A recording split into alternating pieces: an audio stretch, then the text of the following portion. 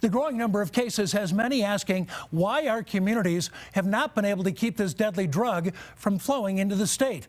Well, CBS 4's Karen Morfitt sat down with the head of the Drug Enforcement Administration right here in Denver. And Karen, he says even that federal agency has struggled to get this poison off our streets.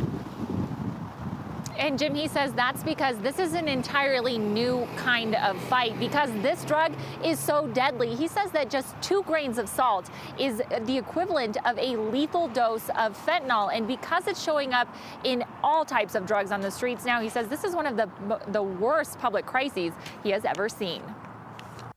For most, the recent cases involving fentanyl in our communities is a sign of an emerging crisis. For Brian Besser, special agent in charge of the DEA Denver Field Division, it is a fight they've been waging for years.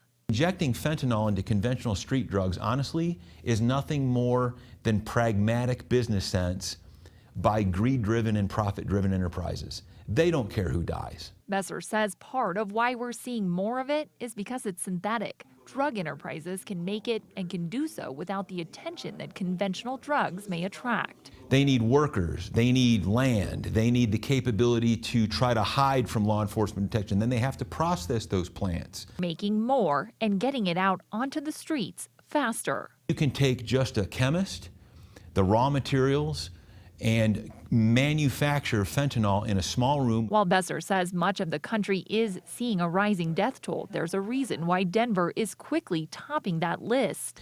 Denver is a critical spot for transnational criminal networks because they know they can drop their poison here and get it to all points. In 2021, the Denver division of the DEA alone seized roughly 1.1 million counterfeit pills, less than halfway through 2022. And Besser says they've already reached 900,000. What is our plan to stop this? We have no silver bullet solution. I can say this.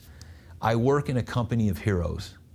I work with our federal, state, and local partners who every day put their life on the line on the streets to try to take one network, one poison dealer out of the picture at a time.